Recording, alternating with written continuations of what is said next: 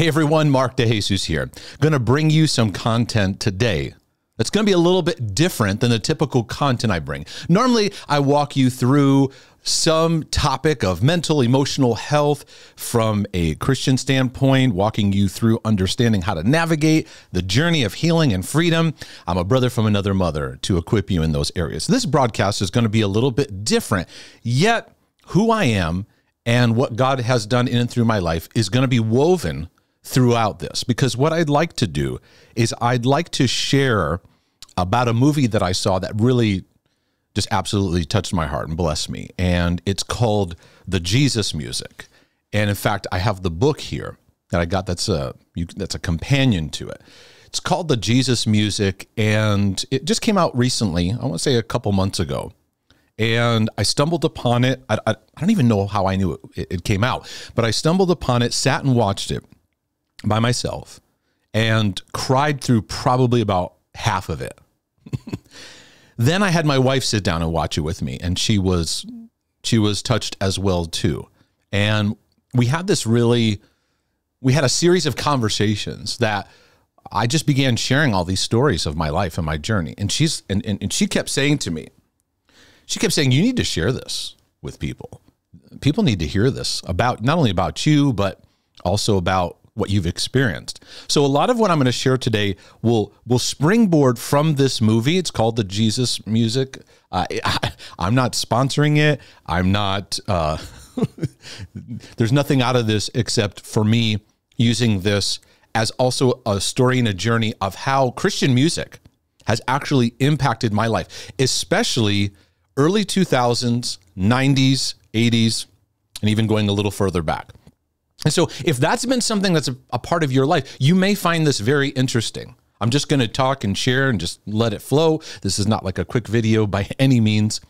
And if this isn't something that interests you, don't worry. Just tune right out of it, and you can go into the next wait for the next broadcast to come out, and there's no hard feelings. But I have many, many believers who, when I share about my story and journey, they go, oh, yeah, I remember that too. I grew up in the church, and when I talk about growing up with the hymns and hymnals, and some of you attend churches that you still, you may use the hymnals, and there's a lot of rich history in that.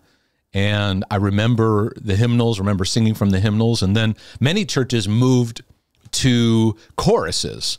What we do is we'd sing these songs where we would, you'd have an overhead projector. Now, those of you that are Millennial, Z, in those categories, you may not even know what an overhead projector is. You haven't lived until you've seen somebody navigate the overhead projector and change the slide and put the other overhead on. And we start singing these choruses, songs like I Exalt Thee, and songs that were, whereas the hymnals were rich in lyrics, the choruses were rich in letting there be space to just allow your heart to connect to the majesty of God, because you'd sing a song like I Exalt Thee, and that's pretty much the lyric. I exalt thee, I exalt thee. And you just kind of rest in that, right? Whereas some of the old hymns, you'd have these rich words that were well thought through and gave us some depth and really echoed not only theology, but echoed the greatness of who God is and redemption, all that kind of stuff, right? And then there became this movement of further choruses, and then there became what could be considered hymn writers of our day. Amidst the whole thread of this is an aspect of Christian music that for many believers has been a soundtrack of their journey, and it has been for me. Now, I know even amongst Christians, there's some that are in a place where they have very anti feelings against Christian artists or things like that. And that's fine. And that's really not going to be the target of what I'm going to share today, because what I'm going to reflect on is how in my journey there's been a lot of brokenness. In my life, I've discovered brokenness in artists, Christian artists that have sung music under what we would call Christian music, or whatever you want to label it, contemporary Christian music. A lot of brokenness in their lives. but yet a lot of beauty of what God has done to bring his message to people's lives. And so I want to use this movie as a template because I found myself crying so many times in the movie. I feel like it was well done. I feel like they should have made this into a miniseries, honestly, because they could have, whether it's a Netflix or some series they put out somewhere, where each stage needed its own, like, 60s, 70s, 80s, because they all had their own marking of really dynamic stuff. And so you may want to check this out and look at it for yourself. If you're someone that's like, I really love Christian music, especially like 90s and 2000s, you're gonna appreciate a lot that's there. And man, I found myself just crying and weeping because I saw the ache in many of these artists' hearts and what they were going through and what they were navigating. And you see there on the cover, 3 people that have been very instrumental: Michael W. Smith, Amy Grant. You see Toby McKeon of DC Talk, and of course Kirk Franklin. These are well-known names you can see on the list there. In the documentary, there's many people they flash to quickly and go, wait, I want to hear him. I want to hear her. And the book kind of goes further into this. So if you're a Christian music lover from back in the day, I think you're going to appreciate some of the things that I share, because they go back historically to something called the Jesus movement. Now, the Jesus movement was very, very interesting because you saw the institutional church being flooded by waves of basically hippies that were coming to know the Lord in very profound ways. And so they were, their lives were messy. What they were going through, many of them came from a history of drugs. They came from a history of massive pain. Now, for me, my parents became born again out of this movement, because this Jesus movement, and it's interesting they call this the Jesus music, because it does kind of start with the Jesus movement. My parents, actually, their born again experience was birthed out of the domino effect of it, because there's some names that were kind of standout people. One of them was a guy named Larry Norman. I don't know if you even know who Larry Norman is. He wrote a song called "Why Should the Devil Have All the Good Music?" Why should the devil have all the good music? So this is a great example of a broken guy. This is definitely not. There's such a mixture in what God has done of broken people being used and our reactions to people's brokenness. Of course, if we look at the psalmist David, he would probably be disqualified from most places today. Yet we sing his hymns and we rejoice over what he said. And one of the things that Larry Norman was bringing out that many people were arguing about is that what we called worldly music. He's like, no, this is our music. It was stolen, and makes an interesting case for that. Whether you agree with that or not, it's whatever. But he was one of those people, and in the Jesus music, they talk about people like him and a guy named Lonnie Frisbee, who was used and spoke and became a leader in the movie. And a very deeply broken guy, broken history. And you can research his life and see the struggles and bondages that he had to deal with in his own life. But in the midst of this, and when I watch this and I'm seeing like waves and waves of footage of people being baptized in, it looked like the California ocean. And I've been over there to the coast.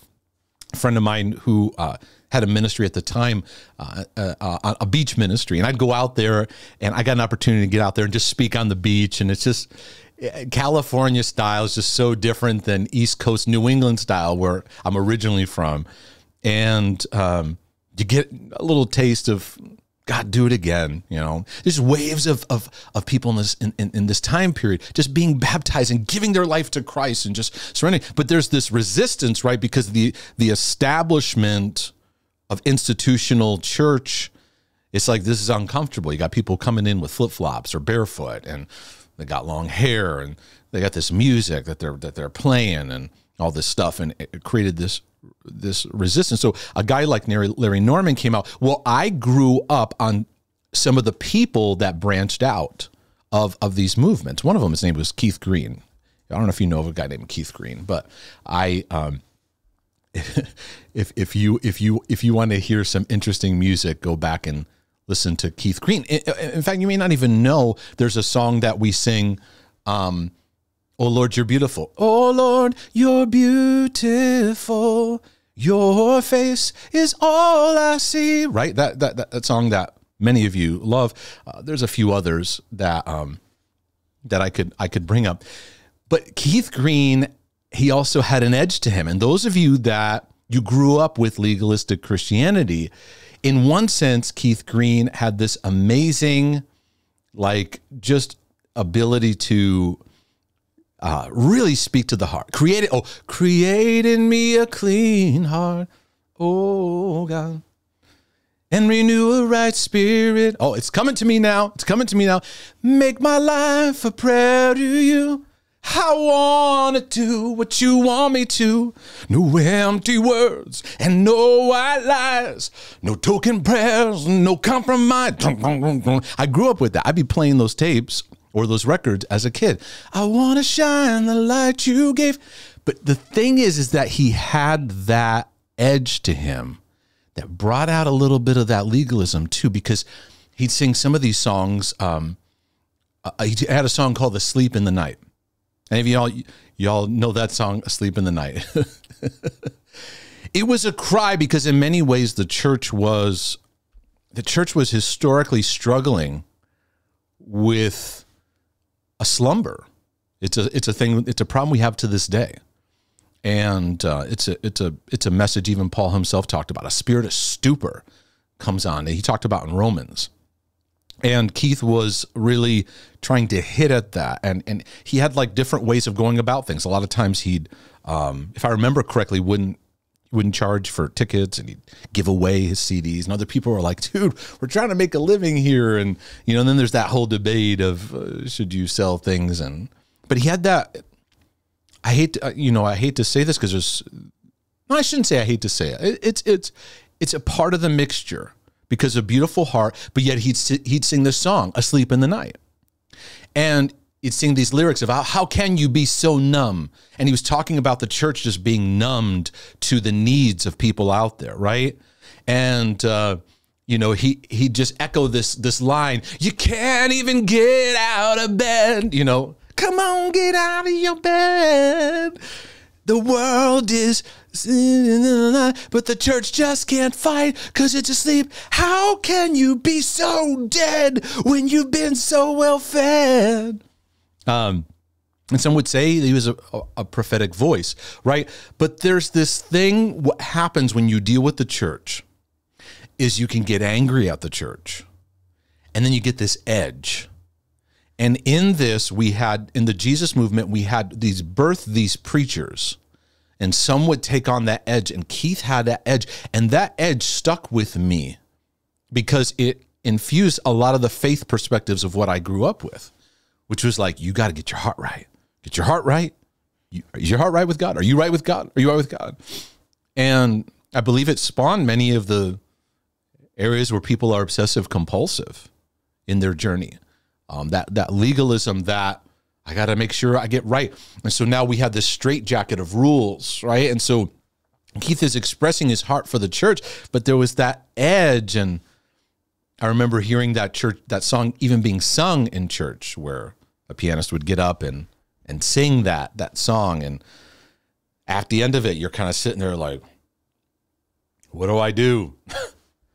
And there's a big part of the love and grace of God where people were coming into the faith, but then we just put on them the legalism of rules and performance, and then we were trying to be everyone's Holy Spirit, and we weren't letting the love foundation be most important.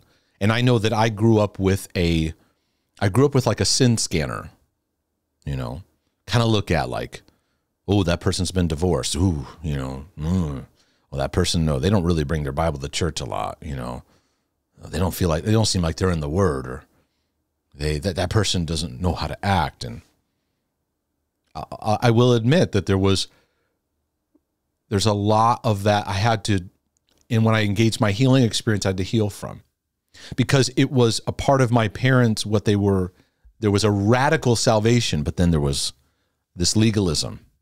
You got to do what's right. You got to serve God. You got to do his will. And all these concepts became infused into a fear-based, punishment-based relationship, not rooted in the goodness of God and not rooted in a good, loving Father. So what brought them in, it's like it didn't remain in the journey. It got left behind. I wonder if many ways the church resembles Galatia, where Paul said to Galatians, what is up with you guys? You came in through grace and the beauty of just believing, and now you're back to these rules and this thing and the law and observing this and arguing, and that's now your sense of what makes you feel justified. He's like, you've been bewitched. And so while I appreciate, and I think this is the journey God has us on, I think we need to appreciate foundations and appreciate the pioneers, but also learn. Out of that birthed a preacher, a man named David Wilkerson, who died a few years back, and he formed a ministry called Teen Challenge.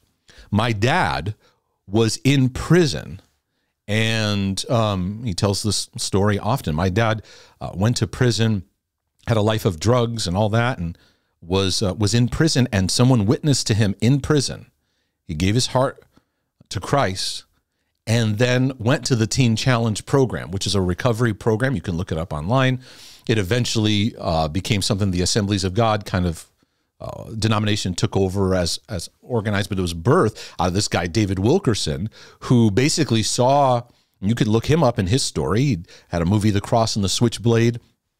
And he basically saw some gangs that were on trial, I believe, New York City. And he basically left and went to New York City and just tried to help. And this is the infamous picture. I'll show this up here on the screen. If I can. Yeah. Yeah, they took a picture. He was just wanting to help. And he was a very, very passionate guy. And I grew up listening to a lot of his teachings. And while I appreciate what his message was, and he founded a church called Times Square Church, there was this edge to him. He preached a lot from the Old Testament. And there were a lot of thoughts he would share about, like the Holy Spirit, removing his ways, for all these kind of things that would tap into these legalistic, law-based torments, a punishment-based relationship with God. And it fueled a lot of that. While at the same time, he's doing crusades. Many people are coming to know the Lord. And I appreciate that. Appreciate that history. I appreciate his ministry, to addicts. And I've even spoken at Teen Challenge program at times. Appreciate the legacy of what they've done, in my father's life, but then also realizing there's another level, because quite often in church, we get addicts saved and everything was like they transferred their addiction, from a drug. So now they were like addicted to Jesus in a way that was like, I got to make sure my heart's right. I got to make sure I'm reading the word. I make sure. And it's like the addiction then went there. And there's a deeper level of healing the addict's heart, because addicts have a deep need to be loved. They have an inability to receive love. They, even when love's there, they don't know how to receive it. And it's very common for addicts to just trade over addictions because that root issue hasn't been ministered to. So, super passionate about that. But there were singers I grew up with out of this Keith Green, David Wilkerson kind of world. There's a guy named Dallas Holm. Any of you know him? A guy named Don Francisco. Later on, the music of the Gaithers that came about. Any of you know the Gaithers? Bill and Gloria Gaither. My parents, I think single-handedly, if the Gaithers put their company on the stock exchange, I think my parents would probably be the leading shareholders by the amount of videos I had. You see the Gaither vocal group, the Gaither gatherings. The guy knew how to write music. The guy knew how to bring people together. And he's in this movie, the Jesus Music. And so you see in the midst of this movement taking place, and there's like, what do we do with these people? And one of the great like pivotal moments that they bring out is really the work of Billy Graham and his evangelistic crusade.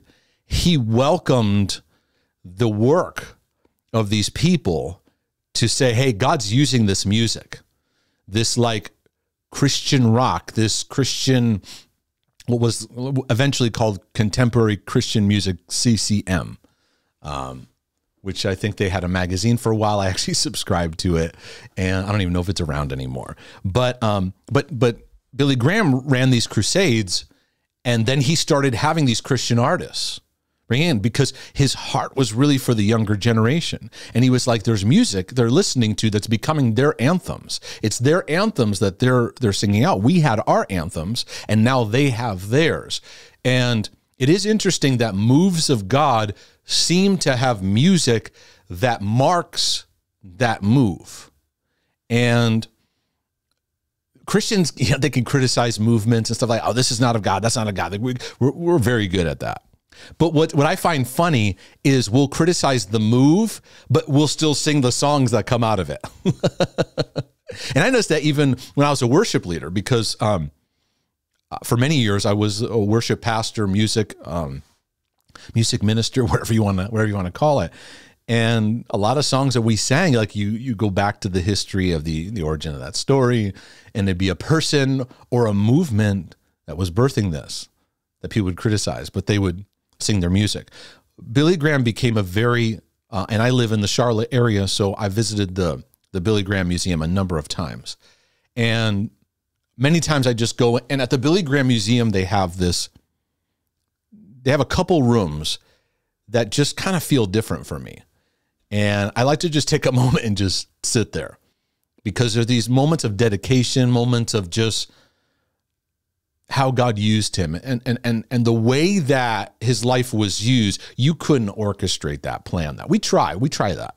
Ministries today, you got to get your plan and get your donor list and strategy and marketing. It's like, yeah, really? Dude, I get all that, but is that really the business model? Is what is needed? Or is it really just the grace? Because I know in my life, it's not been the business model. It's been just following his grace each day, learning to rest in his love and the beauty of that covenant that Jesus paid for. And so Christian music is a great example of like where legalism comes in, right? But then it's like, yeah, there are people that go into places of walking away from the faith, or just saying sin's okay, and kind of lawless attitudes, and right. And so like we find ourselves bouncing through that, navigating that.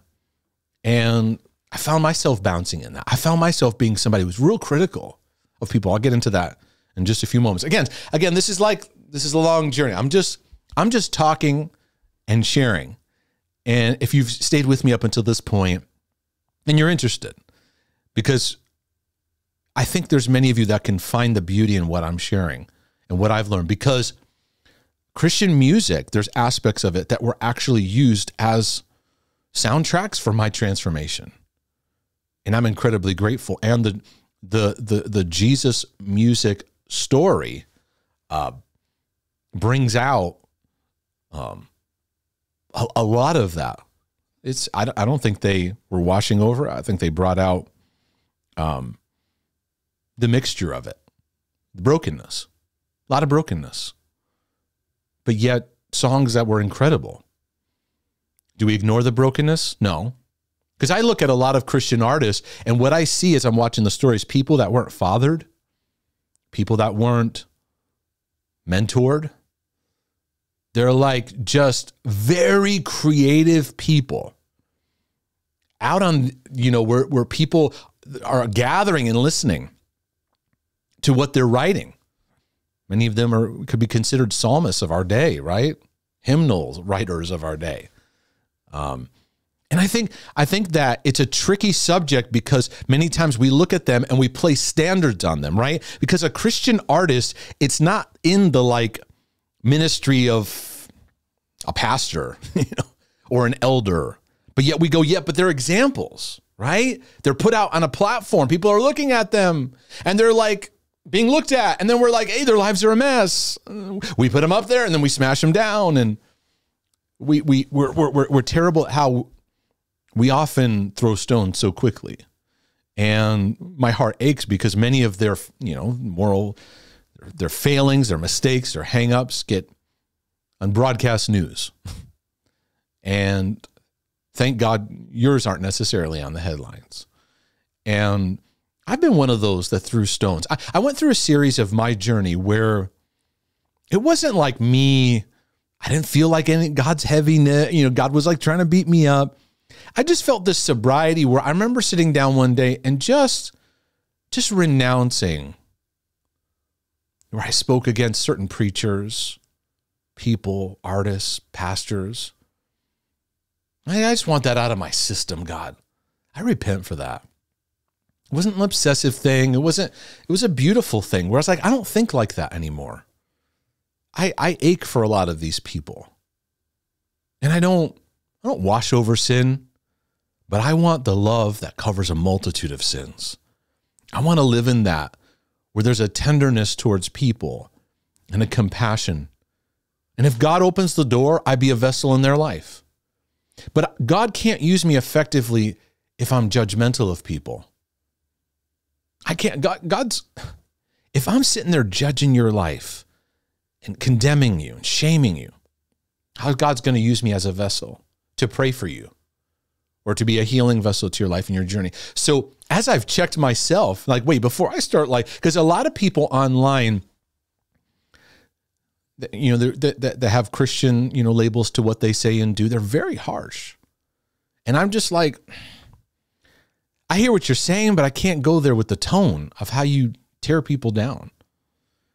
And even me bringing up this subject could bring up a lot of accusation. And I could say, yep, I see what you're saying. But where's the kindness and the grace? Where do we look at other people and have a sobriety in ourselves? God help us. Because we do live in a day where lawlessness wants to abound and people are just stuck in deep brokenness. It's easier to just yell at them. It's easier to kind of do what Keith Green did in some songs and just kind of yell at them. Can't you see it's such sin? Screaming out. Dun, dun, dun, dun, dun, dun. Right? It's harder work to look at people with a grace and a love. It says, God, we weep over the hearts of people. We weep over the brokenness. And help us be ready to love them. It doesn't change what sin in, although legalism will make everything sin and make you obsessed with sin and afraid of sin. Like it's cooties. Remember cooties when we were kids? Ooh, she's got cooties. It's like we're afraid. And Jesus walked among to the point that he was accused as a friend of sinners because of how he navigated. The power of the kingdom of God is incarnate, arrives to you, arrives and goes to you. It's amazing. So anyways, back to Billy Graham. So I've visited his place a few times. If you ever get the chance, if you're ever in the United States or in the North Carolina area in Charlotte, there's a museum there. And it's a simple little tour. It's a great, his gravesite's there and his house. They moved his house that he grew up in there. There's just a couple rooms where nothing special about the room itself, but just the theme that's there. As you're kind of taking it in, make you pause because God used him in so many different ways. But one of the things he did was he gave a mentoring voice. Maybe mentoring is not the best word, but just a public figure that was like, hey, these guys are saying something. And so in the meantime, I'm going to kind of take another turn of someone that influenced my life. You might be surprised, you may not be. is a man that was on the airwaves and on TV a lot, a guy named Jimmy Swaggart. Now, in my upbringing, I remember Jimmy Swaggart being on TV. Jimmy Swaggart came to Connecticut. I went to Jimmy Swaggart Crusade. I was about 8 years old. I remember hearing his preaching. And they talk about Jimmy Swaggart in this movie. I had a really interesting encounter. I don't remember a lot of what he preached when I saw his crusade, but at the end, I lifted my hands and I began to speak in another tongue, and I began to weep and talk out to God in another tongue, speaking in tongues. I know that's a whole subject in itself. I get it. If you want to argue about speaking in tongues, you got the wrong guy. It's not an argument thing. It's not a spinny thing if you're spinning about it. Something. I'm just telling you what happened. And I know my dad was there with me, and he leaned over to me and just told me, keep going, son. Keep going, son. He just recognized and saw. And that was a very special moment for me, what it did. And there were a lot of moments that happened very young in my life. And it plays into my journey because I preached my first sermon when I was like 15 years old. I was on a church staff at 18 years of age. Now, in many ways, God had to go back and do some rebuilding of some foundations that weren't there. I had to grow up too fast. I had performance-driven Christianity all over me. I had perfectionism and religious, make sure I do everything right. And I was a spinning wheel of pressure, full of anxiety and OCD. And I didn't even know it was OCD back then. There was no language for that, of understanding that, kind of thing. It was like, oh, that's people who are neat freaks. That's way more than that. And if you know my channel, I talk a lot about that subject. But I remember the message of Jimmy Swaggart, and it was very interesting because he had that edge to him. Many people came to these gatherings. You could say there was a revival. There was a passion of the people of God. And it's interesting how God uses movements even though they're not perfect. And in this movement, he had an angry edge. Like, he hated people that struggled with sin. It just came through. And they talk about this in the movie because in the movie there was a group named Striper. And I didn't really listen to Striper. I didn't really listen to the music. I wasn't into like the heavy metal. There was some rock style music like Petra, and even Petra. I listened to them, and it was like, wow, like amazing. These guys, Petra's lyrics were very biblical. They'd have even in the liner notes. Do you know what liner notes are? If you don't know, we see in streaming today, we don't know about liner notes. Liner notes are, you get the CD or you get the tape, and while you listen, you just look through the liner notes. And the cooler tapes or cooler CDs or records didn't really have like liner notes. They'd have everything just on the back of it. You'd kind of sit there. Sometimes the vinyls had a little book you'd open up and you just sit there and read it while you're listening to the music. And Petra's albums, they'd have verses and scriptures. And I do appreciate, my parents were like, those are Christian lyrics. They didn't give me a hard time about it, And so that was helpful. I went to a Christian school that was totally against any music that had a beat to it. When you go to fundamental Baptist churches, that stream. And that was a weird situation because I went to an Assemblies of God church, and then I was going to a fundamental Baptist Christian school. I learned a lot. Man, I appreciate them. So many of them, I'm still friends with them to this day, and appreciate them. And I could appreciate the value of what they brought. Yeah, totally. A lot of legalism, a lot of, but it was this weird dynamic because I was this kid. I was probably the only Pentecostal kid in the school. I don't even know, like they allowed me in and they were like, you got to get your hair cut, and you are never to raise your hands in school. You're never to speak in tongues.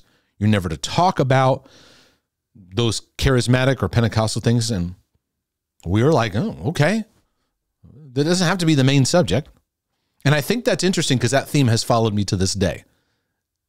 It's like the main thing is the main thing, who Jesus is. Now, my main thing is like the love of the Father through his son, Jesus Christ, and the grace and peace that the apostles, preached and taught on. And we got lost in law and all that stuff. So anyways, junior high and high school, it was this weird thing because at times the kids would ask me and they'd be like, wait a second, you have drums in your church?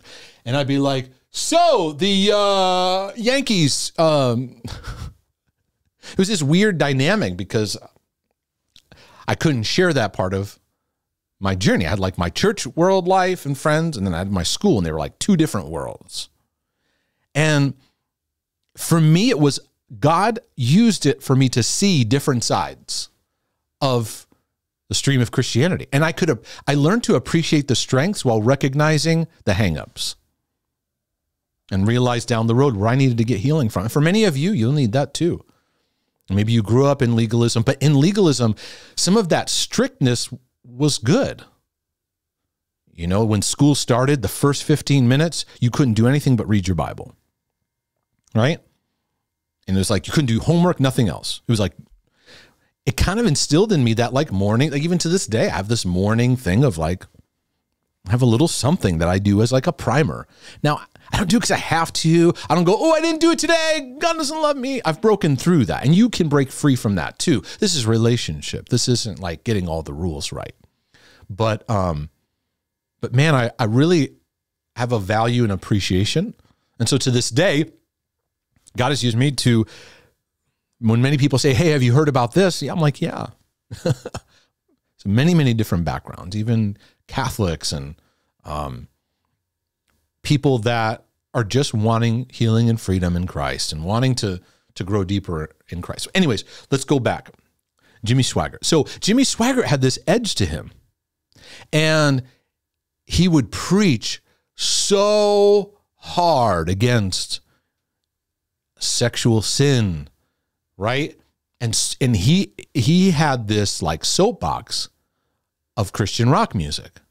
And at the time, yeah, there were many people, even in my church growing up, in Christian school and even in my church, that were like, hand out little booklets of the evil of Christian rock music. And I didn't listen to Stryper, but I was hearing about guys going to their concerts, and they said that Stryper was one of the most evangelical groups like in history, as far as like Christian groups like really preaching the gospel. They'd in the middle of the concert just get up there and just preach the gospel, bring people to Christ. And they talk about this in the movie where they'd throw Bibles, and they're like, bro, man, I got hit in the head with a Bible. They were just throwing them, literally throwing them out in the audience, right? Whether you think that's a good idea or not, it's like, that's not my point. Just kind of looking back and seeing how God used him. So in the midst of the story, Stryper and Jimmy Swaggart have an interesting relationship. Jimmy Swaggart, of course, he was a Pentecostal. He was tied to the Assemblies of God. Also at the same time, there's a guy named Jim Baker who, all that story, which is actually nearby where I am too, down in Fort Mill, just not too far away from where I live. And he had the PTL, and Jim and Tammy Faye, and they were children's ministry people. And he had this little knack for fundraising. And it brought Jim Baker up, and he had this ability to raise money. And he could just raise money for anything, right? And then he had scandals that broke out, and we started to get lost in the machine of money and God's just blessing all this kind of mindset, and just went many of you know the history of that. But it's interesting to me that Jimmy Swaggart would preach with such an edge. And then it's found that, he's having sexual sin issues. And the interesting thing is, Paul said, the things that you judge are the things that you have in your own life, things you practice. He talks about in Romans about that. It's very interesting. The sins that get us worked up the most are either tied into battles that we have, or tied into a hatred that we have towards that kind of person, so to speak, that God needs to deal with, right? And heal and give us a new perspective. So a band like Stryper, they actually, one of the band members, Michael Sweet, you can look him up, and I followed him for years because he did some solo albums after that and did some other stuff. It was good music. And he tells a bit of the story. I actually wish I could see the full story. Sorry, I'm flipping through the pages here because I wanted to find. Well, anyways, the guys in Stryper, they come to know the Lord through a Jimmy Swaggart crusade, and they're like, you know, he talks about his family, like just basically bowing and receiving Christ, and like, yes, I believe, right? And they keep watching and tuning in. Next thing you know, they hear Swaggart preaching against them. And this causes a real sobriety in my heart of like the things that we preach against. This is what I wonder when people, YouTubers, preachers, when we preach against something, what would happen if we actually sat down with the people and exchanged heart to heart and got to know them? Because it's like you see this dynamic of these guys that are like, we're looking up to you, and now we're being yelled at on TV about what we do and what we sing. And he had no relationship with them. It's very easy to like speak against people in the name of, well, I'm preserving sound doctrine, or I'm holding on to what's right and what's wrong. It's kind of easy to do that. And I know we're living, and guys, I hear you. We live in a day and age where morality is falling apart. I get that. I'm not one of those guys that teaches mental health, emotional health, and heart healing, and I'm sliding in what's right and wrong. And you know, I believe in the truth of how God has made us, what is healthy, what is pure about sexuality, about identity, about all those things, right? But that stuff can't be worked on without relationship, without love, without grace. That's the stuff that I believe is so important. I wonder if Jimmy Swaggart actually sat down with these guys and processed with them. Maybe if there would be a different aspect to the story. Years ago, there were many movements I read about, things. I won't get into what they were or anything like that. Things that were happening in churches. And I jumped on the bandwagon of criticism. I jumped on the bandwagon of all that. Speaking against it, criticizing it. Years later, when I went through deep renovation in my life, and I moved on from the church I was working at and just took on a whole new journey, I actually met many of these people from those movements, connected to those movements, and I had a whole different perspective. See, I just saw the news headlines of all. See, be careful of what you believe when you watch the news, especially news about Christian things or whatever, but be very, very aware of like how you take in news, because it's always looking for the scandal. It's always looking to dilute things. And I realized that many of these people were very humble. God was using them in powerful ways. But whenever there's movements happening, there are deep criticisms and attacks that come about, and we lose sight of the story. So I started to get the real story of what was going on. So anyways, then you see Swaggart coming so hard and not being gracious about people's journey, because what Stryper probably needed during that time is mentoring. People to walk alongside and, how are you guys doing? Like artists that travel, it's, first of all, it's very stressful. It's the road can be very addictive where you don't know how to settle. And many artists to this day, they'll share that with you. I read another good book. What was it? Give me a second here.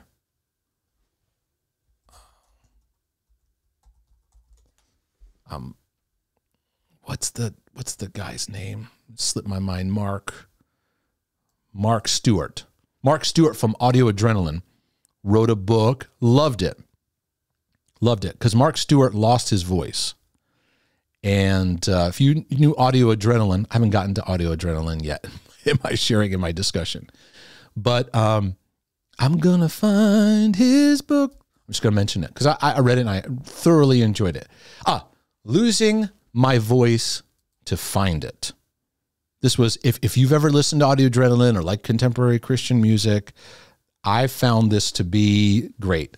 What to do when our calling suddenly ends. Now, I don't know that that's the best headline, because many Christians are obsessed about calling. Got to find my calling, get in my calling, know my calling, and this incessant thing that it's more tormenting than it is freeing discovery. But in his journey of losing his voice, how he discovered God in a beautiful and powerful way. So anyways, back to Jimmy Swaggart. So then Jimmy has his own falling out. And I'm not here to judge him. I think that he needed people to surround him and he needed to work through what I find the church hasn't done well in this kind of area of like pastors and people having these fallouts. I always get very concerned when people get up in the spotlight. Very concerned. I get more sober for them, at times nervous, because humans are not meant to handle stage spotlight of worship. We just weren't. That's the place Jesus is supposed to take. And I'm not saying it's wrong to be on a platform. It's wrong to be famous. I'm just saying it has a price to it.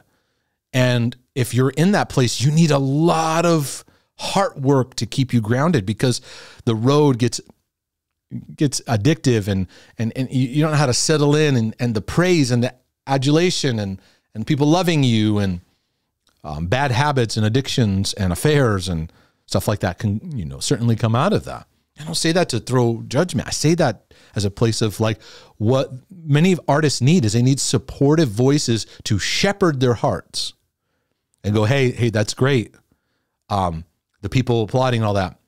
Let's talk about your heart, how you feel loved, because that's not where you need to feel loved. That's not where you get your love from, because that's cocaine out there. And we need groundedness. I think many artists, to be honest, they can have a hard time being rooted in family and marriage and parenting, because they're just lost in the road, lost in their creative art, right? And stewarding creativity in the heart of an artist takes time. It takes like space, right? So anyway, so a guy like Jimmy Swaggart, he has this fallout, and he has that famous message where he's weeping, "I've sinned against you, my Lord." That whole thing that, of course, many people on TV made fun of him, and it became like a joke. I've been a part of many pastors having sexual kind of sin, affair kind of stuff, and denominations and fellowships kind of put this machine of restoration into process. Okay, this many years, you're going to go through this thing and that thing. And my concern is that there's like two roads. One road is they resist the recovery process, and they don't go through with it because the pastor is so obsessed with his fame and influence. I got to get back to it. So they just get back to it as quickly as they can. Or two, they're willing to go through the process, but they're just obsessed with getting back to preaching again. And it shows where ministry has become the driving force. I've recommended to many of them, hey man, just let go of like ministry position right now and just get back to who you are in God. Maybe get a different job for a while. Maybe do something else and get a taste of who you really are, because your identity isn't a pastor.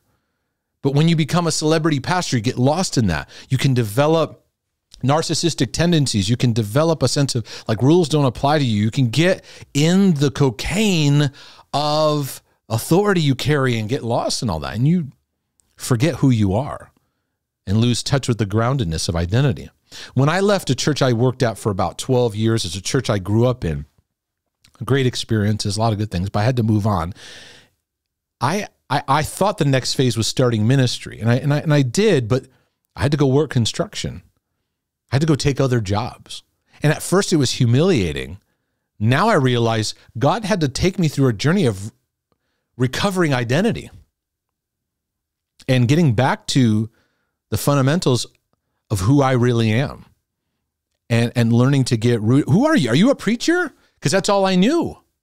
So therefore, that's what I revolved around. And how that went is how I went. And I was like tied into ministry. And then when I was out just carrying beams and 2x10s and sitting there and doing the grunt work of just, hey, I need 30 2x4s cut at this length. And just, and then I did a whole section of 2x4s. I cut the wrong length. I felt terrible. Oh my goodness. Thank God the guy I was working for was patient. It was just like, measure twice, cut once. Right? By the way, if you like this kind of format, would you write me an email, mark@markdejesus.com, and say, Mark, I like this. I like this kind of venturing. This is not, I'm kind of just navigating with you. Like we're sitting down having coffee, just chatting, even though it's just really just me. So I find like, I get like mega church pastors concern me, man, because it's like, you get to this level where you start like smoking the stuff and you get enough, different zone and it's not grounded. I just get concerned. Don't lump me up with people that are against mega churches. I get concerned about fame. I just do, and what it does to us and what it does, because then you don't have that space to just be grounded and be in touch with reality, but also be in touch with yourself and who you are. And so I think that when we do this like restoration process, I find it's messy. And like I said, I find either one, they don't want to do the restoration. I've seen many, and I think, I don't know Swaggart's story and all that, but I read some things and I wasn't involved in it. So I hope you hear my heart, because I don't want to condemn anyone. But I do want to speak to our approach. It's not like restoration to just get you back quick in ministry. It's like, this is because when sexual sin happens, it's long overdue that there's a problem. We go, oh, the sexual sin, oh, the affair, oh, the pornography, oh, the adultery, oh, right? The alcoholism, oh, that's what we hyperventilate over. I'm like, oh, the need to be loved, broken heart, performance-driven Christianity. This goes way back over here. This is long, long ago. Long, long ago. And so it's the same with our Christian artists, because where do we place them? Because they're spokespeople. We hold them to standards, but they're broken people with high creative capacities that everyone gathers around. And we kind of hold them to standards of like elders or pastors. And are they elders? Some would argue they are. Some would argue they're not. It's difficult. It's challenging. I don't know that I have perfect answers, but I do know that these people need mentoring because they navigate heavy criticism. They put their art out there. Not only their work is criticized, they are criticized. And one of the classic examples of this was Amy Grant. And Amy Grant is a big feature in the movie, the Jesus Music. And I didn't really, honestly, I didn't listen to Amy Grant's music. I mean, I knew El Shaddai, a beautiful song. Many people have sang it. Many people have covered it. And but I do remember that I was very critical when it came out that, she was getting a divorce and then she got married and all that. It seemed like quickly after that. And I want to talk about this for a minute because it's a part of my journey. Because in the midst of contemporary Christian music, there's this wave of people that started having marriage failures and things like that coming out. And there's the side of like the legalistic, harsh, pharisaical kind of approach of just beating them, throwing stones, right? But there's also this ache in our hearts that we had.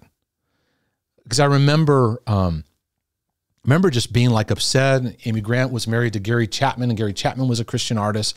And I remember just being upset about it and judging her. And then some of her music started to go into, we had this like Christian music, secular music, kind of anybody who grew up in the church, you relate to what I'm talking about, right? And just kind of how we think in church, right? It's like Christian music, secular music, right?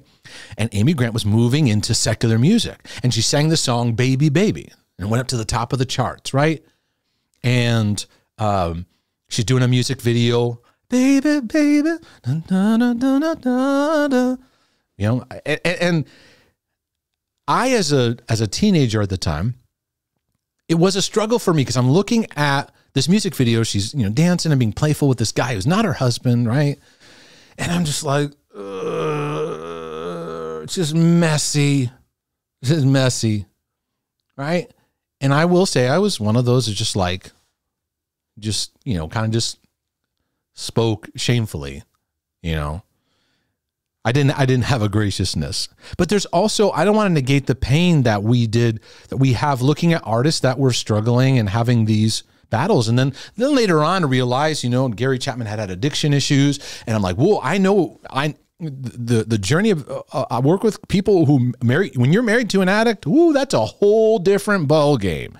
So I'm like, okay, there's a lot we don't know, a lot that's going on there. And, it's not like pretend it didn't happen. It's not throwing stones. It's being relational. It's navigate this and find the heart of God in his redemptive work and the healing, that what's broken can be turned into that which is even better. That's God's redemptive work. And wherever God works, things are messy, folks. It's messy. The work I do with people, it's messy. I get criticisms, I get this and that, I get misunderstood. I got to work through those issues because it hits on some of those broken areas in my history of being misunderstood. And then I want to get religiously perfectionistic and explain myself and over-explain myself. I've had to let that go to realize this journey is a journey that God has us on.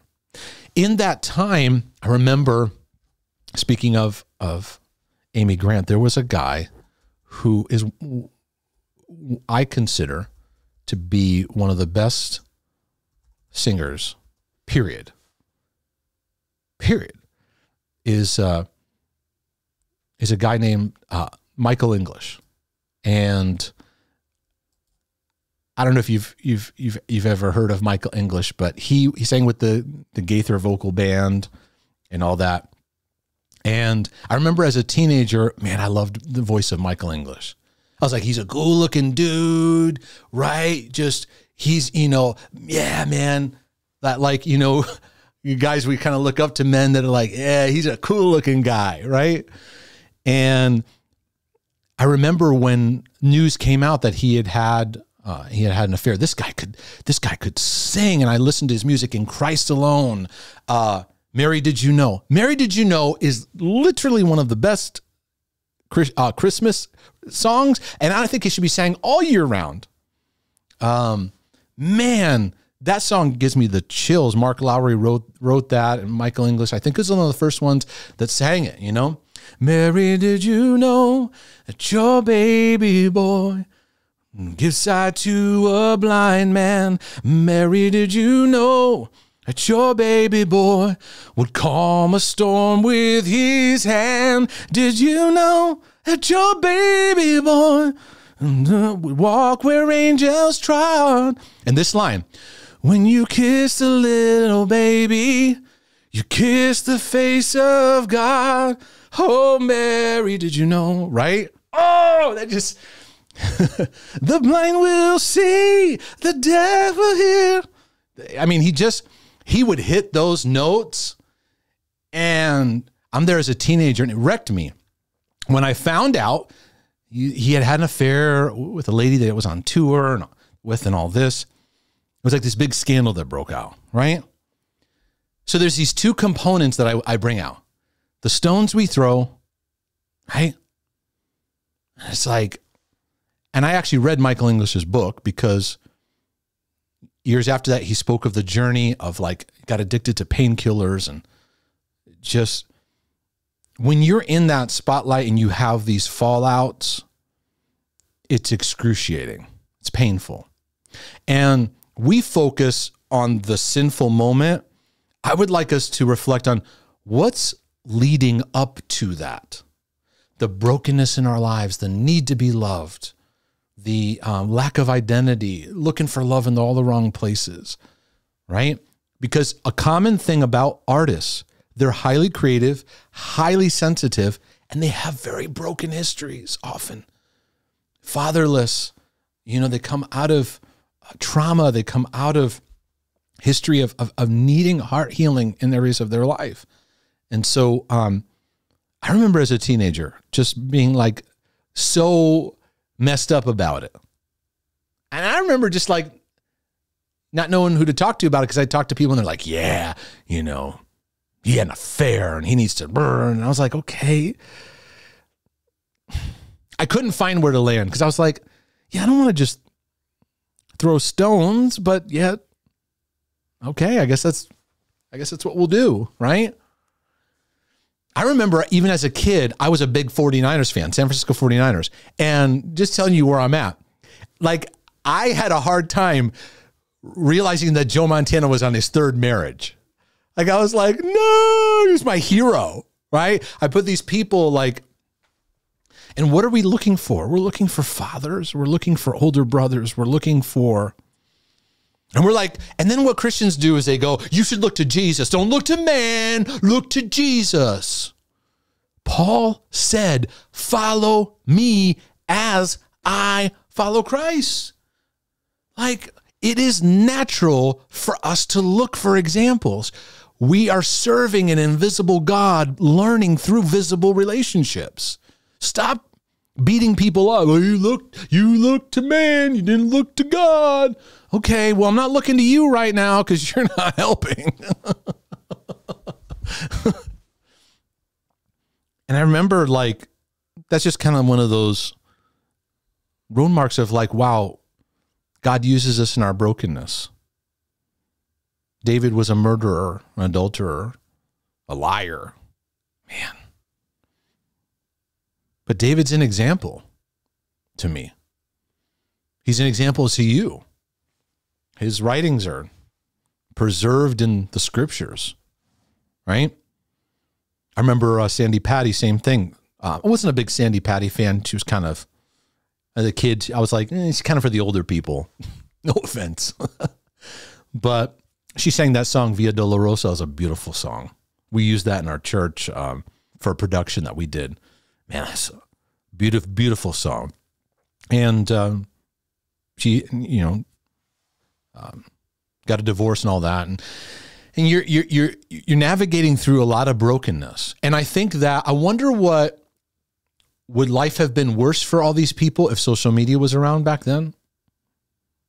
In many ways, they were a little bit more protected under the bubble of their agent, their publisher, their PR person and all that. Today, we have more access to stuff. What's going on with people, what they're saying, what they're doing, and Twitter and Facebook and YouTube and all those worlds and stuff like that, right? But I really loved in the Jesus music where they started to bring out the in the 90s we had an explosion of music coming out. I could name artist after artist after artist. Stephen Curtis Chapman was one of them. I went to his concerts. Now, in my youth and as a youth pastor, as I was a youth pastor from 1995 till 2000 something, because then I shifted in my church to being an associate pastor where I oversaw the youth ministry, but then the music ministry and all kind of stuff, blah, blah, blah, blah, blah. And we hired a youth pastor, and I began moving more in worship ministry and stuff like that. But for about at least a solid 8 years, I was heavily involved in youth ministry and pastoring in that regard. And a lot of the music that burst in that scene was very, very powerful. And I remember using a lot of it in youth group.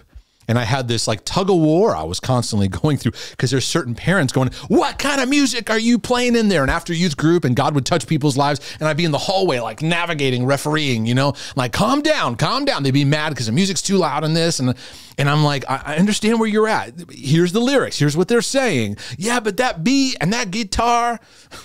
Sorry, sometimes I go in the Southern voice. I don't mean to. They weren't talking like that. They weren't going that guitar.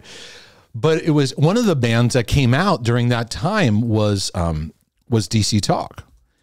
And I remember listening to DC Talk as a kid. If you don't know DC Talk, some of it you might go, oh, you know, you may not be impressed. But at the time, they came out with an album, Jesus is All Right. And they covered that song. What was it? The Doobie Brothers? Something like that. Jesus is just all right with me. They covered that. And but they had this sound that was a mixture of like a rock, hip hop, rap mixed together. And they as a group were so diverse, these three guys, Toby, Mike, and Kevin. Toby McKeon's on his own now. Well, actually, they're all on their own right now. I've met them. I've seen them in concert. I've also met them. And I've met a lot of Christian artists. That leads me into another aspect of my journey and story. Through some work, some volunteer work that I did, and also just going to a lot of concerts. In fact, I took, when I was a youth pastor, every year for a number of years, I would take a small group of teens and some youth workers, and a small group, because I didn't want it to be a large, and we would take a trip to something called Creation Fest. I'm going to show you a picture of it from the book here. Can you see that? My camera's got to take a second to focus. Focus. Creation Festival. That's an old advert from it. But it was held out in Agape Farm in Pennsylvania. You'd go out in the hills and you'd basically set up camp, and it was blasting hot in the day and freezing cold at night. You'd have to stand in line for showers. It was only cold water. And we would take a trip, and me and a handful of some youth workers and youth leaders and a few teenagers that we were just mentoring. We would just have this amazing time. And Creation Fest was such a beautiful experience, because you'd go and you could go see artists all day long, whatever kind of music you like. And then at night, they'd have like the featured band, and then they'd end with something. They had candlelight one night. They'd have communion another night. They'd have like certain prayers. They'd have preachers there. You'd get people from John Piper, Josh McDowell. I'm trying to remember. Sometimes names elude me, but I'm trying to remember some of the names. They have speakers, but it was this amazing experience, and we would just sit there. We're all just sweating, and we'd have these great conversations, and then you'd listen to music and share. And it was really beautiful, but you'd also get to, a lot of times, meet artists, and some of them would be walking around. Some of them would sign autographs, or sometimes you'd catch them like walking around the side stage or whatever. And, you'd be able to interact with them. DC Talk was they were a very interesting group. And in this, it's fascinating because they interview them. Of course, Toby's gone through a very difficult thing where he lost his son recently, and very, very difficult tragedy that he went through. But anyway, Michael and Kevin, they all speak on this, and they talk about how hard it was for them to get along. At times, like, we had the imagery of like, oh man, these guys, they're diverse in style, diverse. Kevin, I'd put Kevin up there with Michael English, one of the best singers I've ever heard. He could sing the phone book, and it's just incredible. His range and the sound that it would come out was just absolutely incredible. And anyway, I remember being on my way to youth camp. Kind of change track for just a second. I remember being on my way to youth camp, and back then there was no smartphones, and we'd have like big CD player Discmans, kind of stick that to your hip, or just shove it in your backpack, or you have a tape deck. And somebody was handing around a single from DC Talk, and it was this sound that we hadn't heard in Christian music ever. Yours were into some music like Nirvana and stuff like that. And here I am on a bus going to a camp. We were in Connecticut. We had to drive to Pennsylvania for this camp that we would go to, this youth camp. And be sitting there on the bus, and I'm just listening, going, what is this? This is like some serious cutting edge music. And it was a song called Jesus Freak.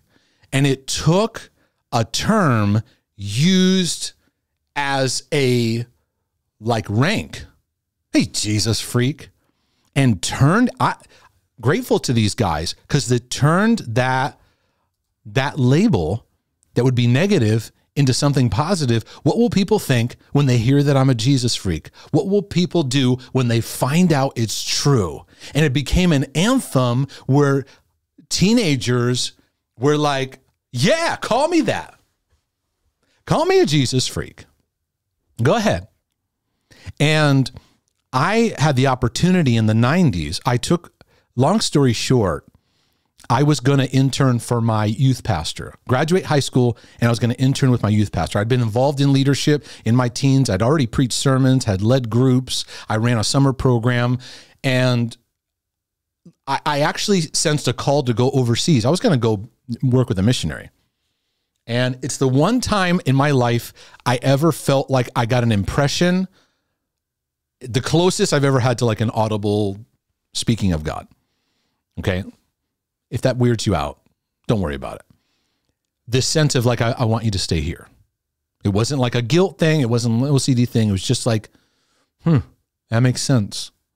And so I was going to intern with my youth pastor, serve with him. And then I said, maybe I'll go to Bible college from there.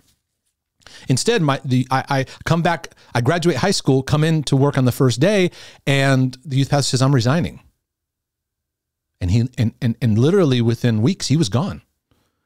And during that time, I was like, God, I thought you told me you wanted me here. I thought I missed God.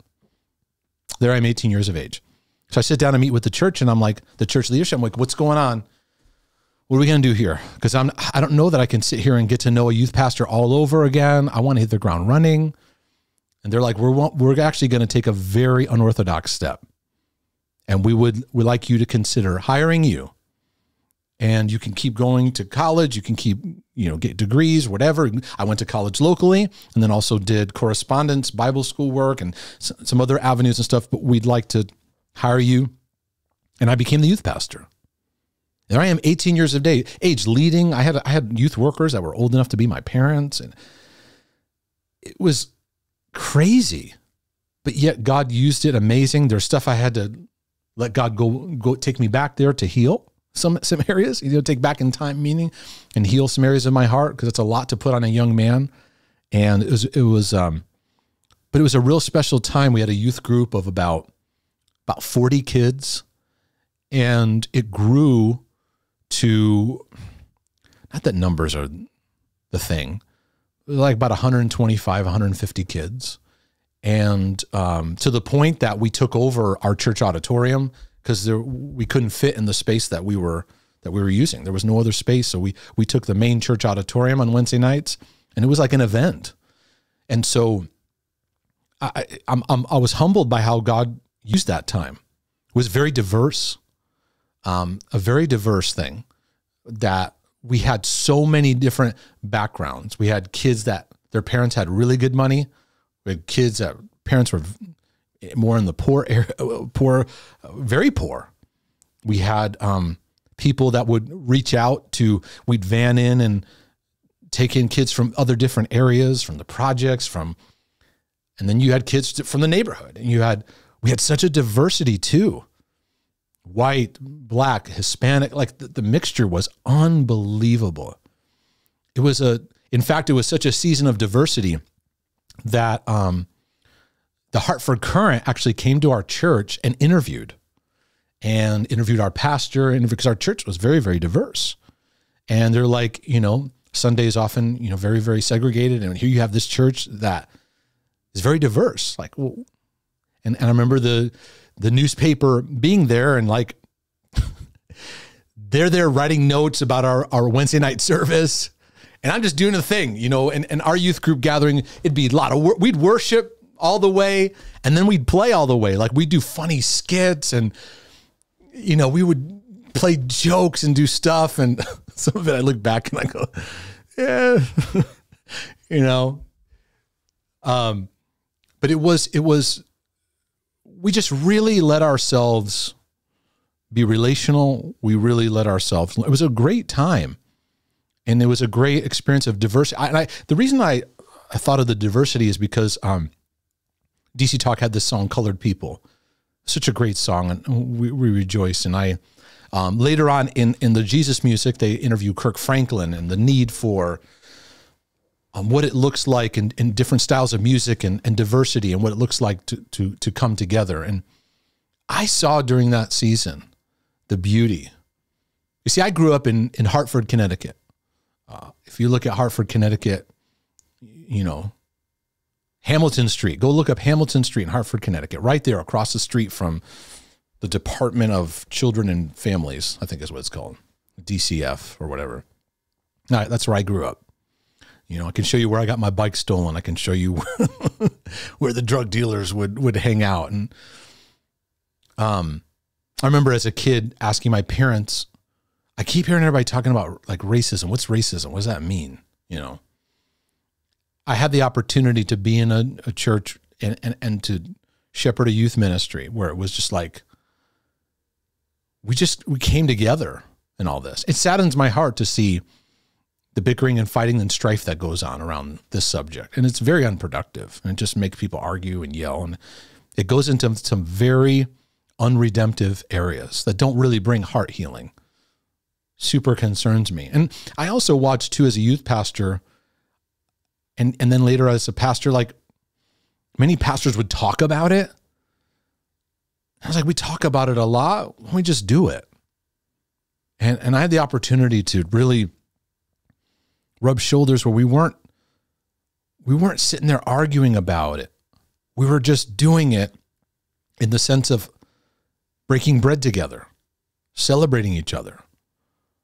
I had a very diverse youth staff, and God just worked beautifully during that time. So anyways, I also met Kirk Franklin too. When I talk about in this, they talk about the journey of what Kirk Franklin brought out and diversity in Christian music and what that looked like and stuff.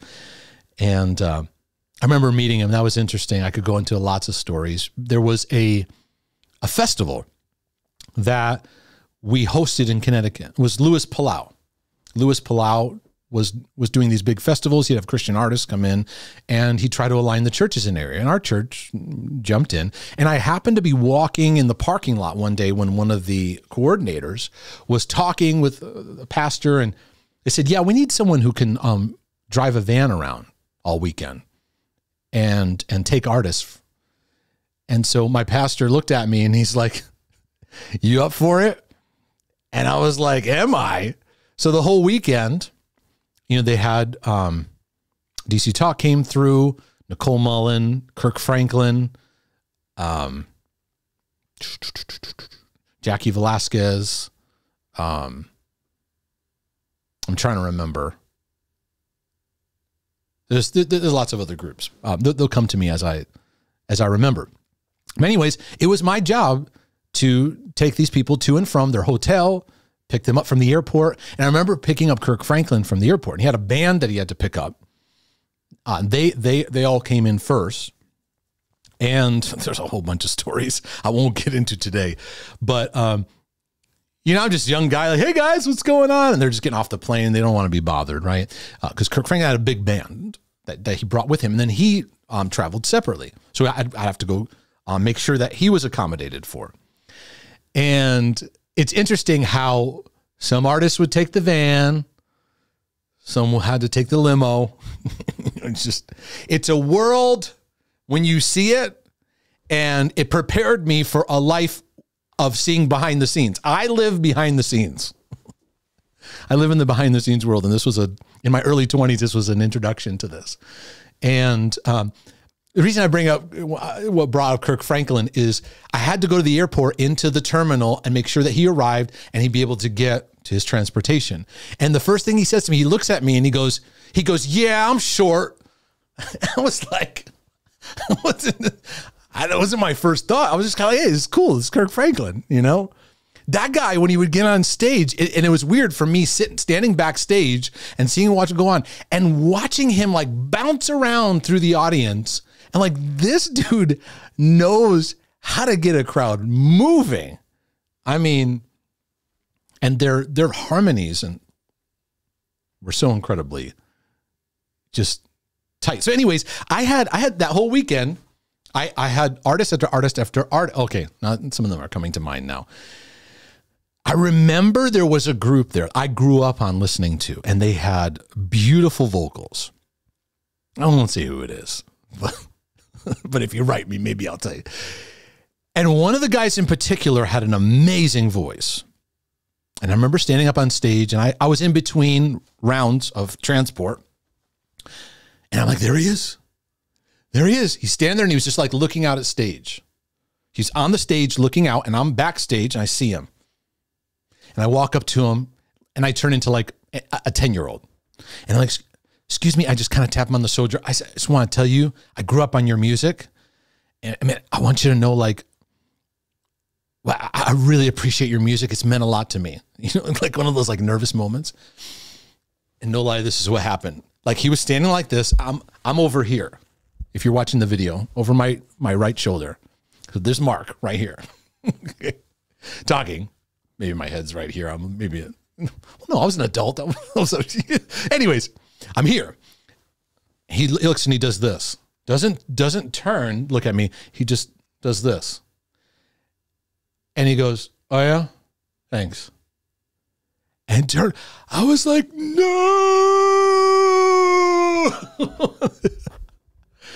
I learned in that moment, oh, be careful. Now, this is the thing. Maybe he just had a conversation with his wife and she yelled at him for being on the road too much. And maybe he had, ate too many burritos and he wasn't feeling well. Or maybe his contract just got canceled. But that was like, oh, like my image and perception was devastated. There was a few other artists I took out to dinner. I remember them saying, hey, they need a meal. Dinner for me. I'm like, all right. So I'd take them to like, a restaurant and they're like, we need something that's Connecticut-y. So I took them and they ended up creating a ruckus in the restaurant. They were very immature. And I had the manager tell me, you guys got to leave. And I'm like, how do I navigate? I'm here trying to facilitate and they're acting up. They were loud. They were, acting crazy. And the management's telling us to leave. And I'm like, oh, they think this is me. They probably think I'm encouraging this. There was a lot of stuff I saw backstage too, where like people would throw up flowers. They'd throw up signs to artists. And the artists would just throw it on the floor in the back room and we'd have to clean it up. And sometimes people backstage, like it's weird in the backstage world of Christian music where not all, but many, it's like this is kind of their behavior of like drink water and just leave it there. Like that's kind of what it was like, and you could get easily very jaded, judgmental of like these artists who they think they are. And trust me, I went through a season of that, but, where was I in all this? A youth group and all that. Yeah. And in the midst of that, a band called Third Day. Third Day. Oh, I love Third Day. If you like Third Day, I love Third Day. Mac Powell's an amazing voice. And they're not together anymore. Neither is DC Talk. They've all gone their own ways. But I remember meeting Third Day at a concert and outside their bus. And I got nervous because one of them, I don't know if it was Mac or Ty, said, hey man, you want to come on the bus and hang out? And I did the like super polite thing. I went, oh, no. And I went, what was I thinking? I could have just hung out with these guys. Maybe they needed like a road pastor. Sometimes I think about that I would delight in that kind of, work. not front stage, backstage, just the grounded stuff. Because that's what I love. I love that part. That's what I do to this day. And it's a delight. Sometimes I wonder, would that be something? It'd take up a lot of time. But anyway, where was I? So going back to the Jesus music, they go through, this is another part where I cried. And that was the Russ Taff section. Russ Taff was a singer for the Imperials. And then he also became a part of the Gaither vocal band, but he also did some solo stuff. And I got all his stuff and loved it. When I heard his story of growing up with a preacher father who was annoyed by him, and these moments where he felt, Kirk Franklin, very similar story, not similar, well, the story of brokenness. Oh, Kirk's story when he talks about being given up as a child. Oh, I was wrecked. And Russ wrecked when he would go through talking about his struggle with alcoholism and going back to his story and his upbringing. I saw the humanity and the weakness and the frailty of what people go through. It gives me a lot of compassion for the pain that people have. And I think to this day, I want to stay in that. I want to encourage us to have that mindset. Because when you have compassion, it leads you to pray for people. If I just judge you, condemn you, yell at you, what good does that do? No, I can still have standards of right and wrong. I can still say, hey, I don't think that way of living or that thing is the best decision. But you know what? I'm responsible for my life and the people I shepherd, right? But watching Russ Taff's, that I encourage you, if you're interested in this, and you could get the book too. You can look it up on Amazon or whatever. The reason I got the book was because I felt like the movie was too short, and the book allows some of the deeper areas. But there's two more things I'd like to share. One of them the movie talks about, one of the movie doesn't. Is Michael W. Smith talks about a period in his life. Loved Michael W. Smith. I used to imitate him and, make fun of his Friends Are Friends Forever song and all that. But he talks about in 2001, he was on some projects and he felt a very strong prompting that it was time for him to actually do some involvement in worship music. And he talks about the tension of it. And let me just pull up the album. And he talks about where he wanted to do some other projects. He didn't want to do that. He wanted to get into, I think it was another kind of music that he was working on. And he just kept feeling and sensing God speaking to him, basically about it's time to do some worship stuff. And so he, I'll pull up a picture of it because I can't find it on his website.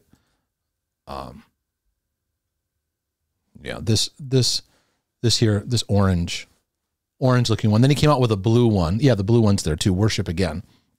And he tells a story about how he put together and he got artists together. And he said, we're getting too full of ourselves. We're getting lost. And he had a gathering. He said, we're going to put egos aside. We're going to just sing. It's not about this celebrity, this person. We're going to make Jesus Christ. We're going to make God center stage.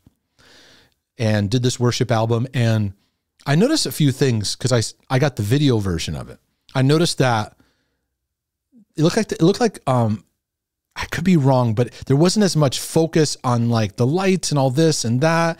I think even the projection might have been just the words. I think they were like just not focusing so much. I could be wrong, but anyways, in the story, he talks about, he goes, all right, I'm going to do this. Gets these artists together. We're going to get ego aside. We're going to do a worship project. And the album was released on September 11th, 2001. Which I believe was a Tuesday. And I think Tuesdays a lot of times Tuesdays are days that that are release days a lot of time. Yeah.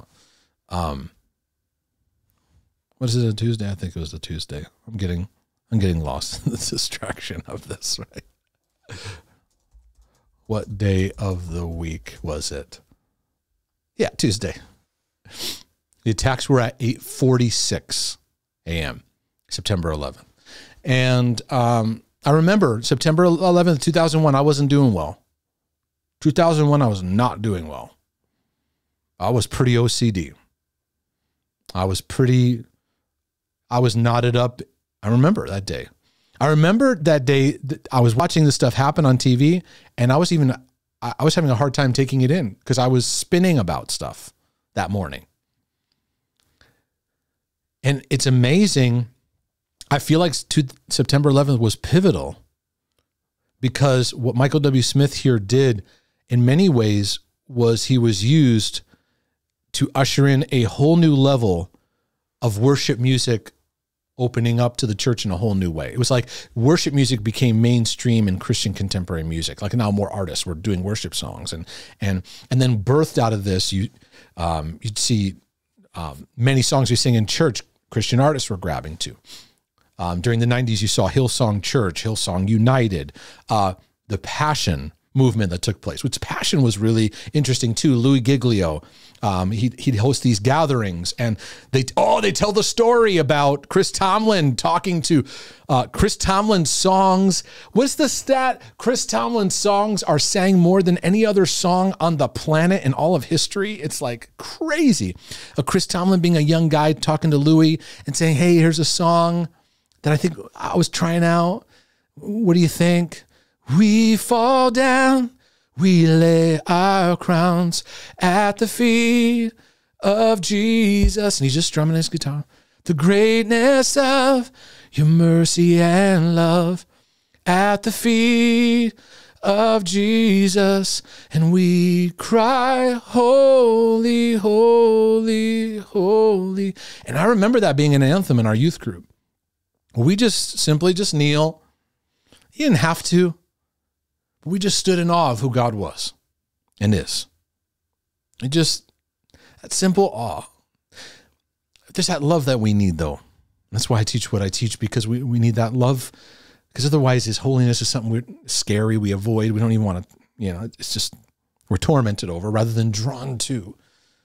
And Jesus' work on the cross is a work that we come boldly before the throne of grace. We come boldly, not freaking out. There's a confidence, John says, we have. The Hebrew writer says we go boldly. And it's interesting who God uses, because Chris, to me, I don't know the guy, but it seemed like he's just like this young guy just at a youth camp going, "Hey, I want to try out this song." And we're like, "Oh," we're all bawling our eyes out, right? And Louis talked about just that. It was just a youth gathering. Just gather and they'd pray. And I'd get the videos and I'd watch, and it'd just be a field of people just sitting there kneeling and just praying for our country and praying for people and just sitting in God's presence. But during that time, I was in bad shape. And I remember I bought the DVD. At some point during that, I'd moved out of my parents' house. It was long overdue. That's a whole story. And I got an apartment. I had a roommate with a friend of mine that I'm still friends with to this day. And we were roommates for a year. And during that time, I remember I was just the worst. Spinning. I'd go for walks at night, just spinning, like depression, obsessiveness, anxiety. It was pretty bad. And I could function just enough to get through church service, the things I needed to do. But I wasn't at peace at all. I was tormented. And I remember sitting down and I got the DVD. Yeah. Same kind of cover. That was the video of the concert. And in the video, there's something they don't have in the audio. Michael W. Smith walks to the center of the stage and he just says Psalm 139. From the NIV. "Oh Lord, you search me and you know me." He goes through the whole thing. "You know when I sit and when I rise. You see me from afar. You're familiar with all my ways. goes into you hem me in from behind and before. You've laid your hand upon me. Such knowledge is too wonderful for me, too lofty for me to attain. Where can I go from your spirit? Where can I flee from your presence? If I go up to the heavens, if you're there. If I make my bed in the depths, you're there. If I rise on the wings of the dawn or settle on the far side of the sea, surely your hand will guide me. And then it leads to the famous passage, oh Lord, I'm fearfully and wonderfully made. And search me, oh God, know my heart. And I just sat there and I was watching this and I just cried because I was a mess. And I realized I was a mess. And I watched this guy who was a Christian singer, became a pop singer, and then now he's leading worship. And I said, you know what I'm going to do? I'm going to memorize that too. I'm pretty good at memorizing stuff. And I grew up, I did a lot of theater, and I did a lot of speech work and had to memorize speeches. And so I just played it over and over again, memorized Psalm 139. I recorded myself saying it and then would listen to myself. This is where I started the art of talking to myself. And I was like, God, fix my anxiety. Fix these crazy thoughts I have. And God was more, I just want to teach you how to just come before me with your heart. That's all. Yeah, but I'm spinning. And I just found these moments where I just weep. And I would just cry. And I would let Psalm 139 just wash over my heart. And I'd get like a moment of peace. And I'd go on with my day and all the torment would come back in. And then I get back and this, what Michael W. Smith did and many others, he's not the only one, but many others, is it launched avenues of worship. And then many artists were creating songs that were brought into worship. I was introduced to a band called Mercy Me. And Mercy Me came out with a song, I Can Only Imagine. And if you haven't seen that movie, I encourage you to see it. It's phenomenal because as Bart Millard talks about the story of his upbringing. And it's not easy. I want to talk about brokenness. But he sang this song that was in line with the narrative of what God was bringing to light with us as believers to get back to the heart of worship. That's a beautiful story about the Heart of Worship song, by the way, Matt Redman and how that song came about.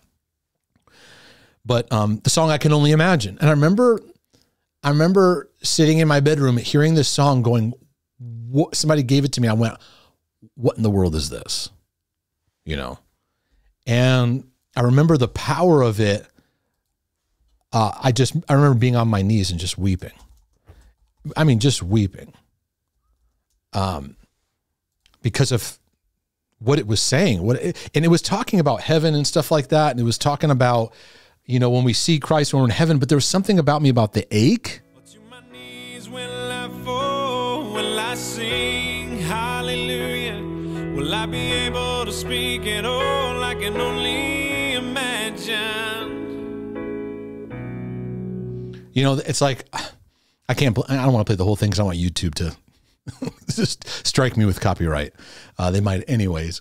But I remember singing this song. Now this was important for my mental health journey because I remember it brought me to a place of like humility and crying out to God.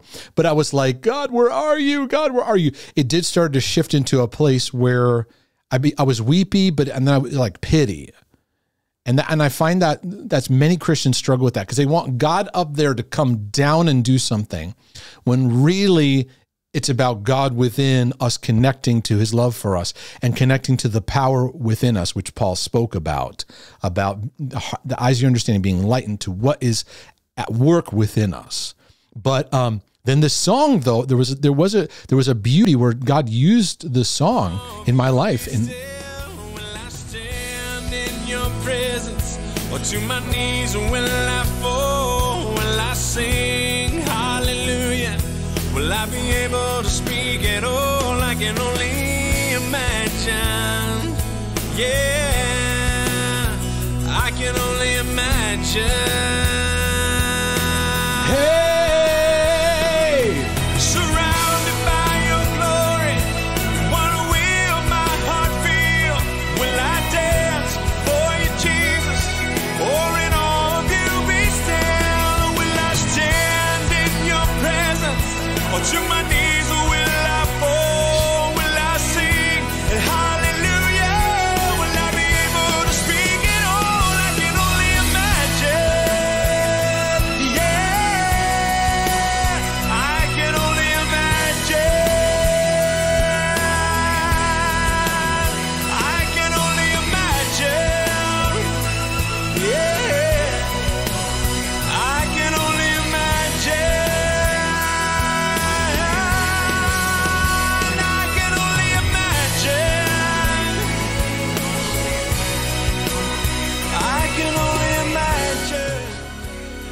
I'm on the potential of YouTube telling me that you got a copyright hit because that's a song that's owned and written by somebody, but I can't help it. The song touched my life, touched my heart. I can go right back to that. That song had a very special place in my life because I recorded it. You may be able to find it somewhere. I did put an album together, and wasn't the best produced thing. I did it with the money I could. I just made an album for my church because they, at the time, they would say, "Oh, I love that song, but I like the way you do it." And I recorded that song, I Can Only Imagine. And it has a special place in my heart because there was a guy in our church who was on the church leadership. And his son died of an overdose. And he was a guy that hung out with us and was in our youth group and had a lot of battles and had a lot of struggles. And his dad asked me if I could sing I Can Only Imagine at the funeral. And it kind of birthed where I was asked to sing that song a lot. And I'll never forget him. I'll never forget his family. And I'll never forget that during that season, because this song, I have it right here in front of me, came out in 2002. And this led to 2001, 2, 3, 4, 5. It's like a 5-year season of just wrestling. And then 2004 and 5 began a new renovation that took place in my life. And I can only imagine Michael W. Smith, many others. We can get into other groups, and it birthed movements of many other worship. Like I said, Hillsong United, Bethel Music, Passion Music, so many different artists, many of them very broken. Me too. And I'm humbled by the goodness of God, how he uses us. He's a good father. You want to talk about a song that was good? A good father. I've played that thing about 1,000,000 times. But it's amazing how God has used. So when I listen to Christian music from the early 2000s and the 90s, it brings me back. Music has a way of doing that, has a way of marking divine moments in our life. You can even do this with secular music. People listen to a song and they go, "Oh, I was on my first date with my wife," or whatever, "Oh, that was our first dance," right? I think of that when I think of Michael Bublé, for example. I mentioned him when my wife and when Melissa and I first met. She was into some of his songs, and we, there was like a bond of, around his music. I think God created it that way, where music communicates things that mere words by themselves can't communicate. And they hit our emotions. So what I wanted God to do is to fix my brain, my messed up brain, right? And then I realized Jesus didn't come to heal the brokenheaded. He came to heal the brokenhearted. In order for God to heal my heart, I've got to get in tune with emotional connection. And for many of us that battle mental health and struggle, emotions are just difficult. You judge yourself, you beat yourself up, you get lost in them. And I had to learn how to let the love of the Father settle me into it. And it was through worship. Worship was actually a gateway. And in that time, 2001, 2002, 2003, 2004, I was moving into worship music. And our church people were breaking out into experiencing deep connections with God. There were times where I remember church services, people didn't want to leave.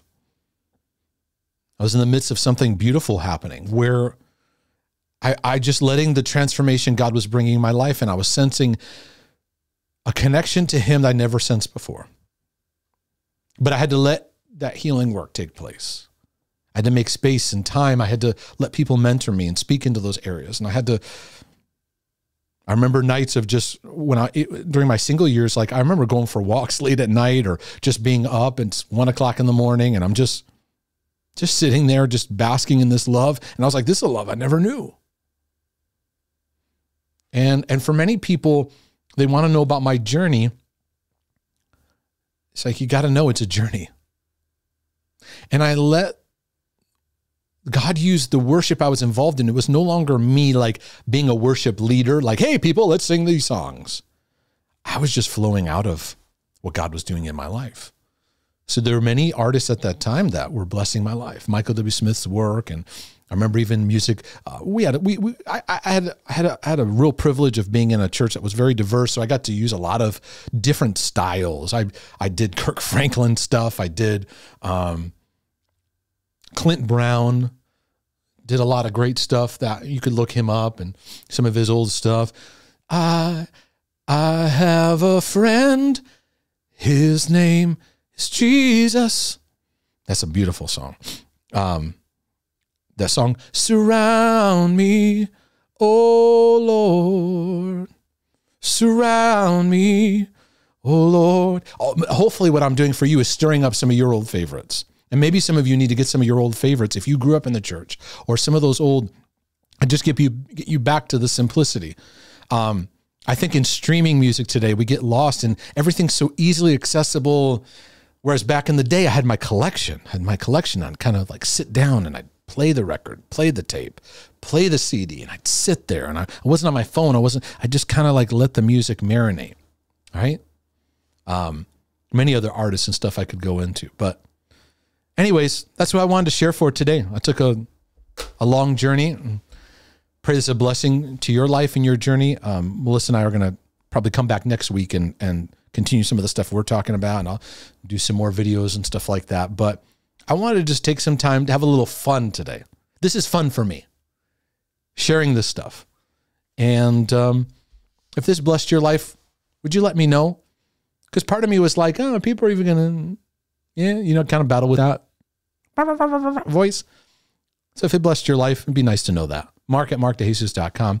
I got tons of materials and stuff you can take a look at, but I just want you to know that you feel loved. And I pray this was a good, enjoyable experience. And I think some of you might be like, this is your kind of thing. Because I know for me, I would like this, and I would take the journey. I'd probably be working on a wood project with this podcast in my headphones listening to. So I pray it's a blessing to your life and your journey as well. So love you guys. Thank you so much. Look forward to seeing y'all next time.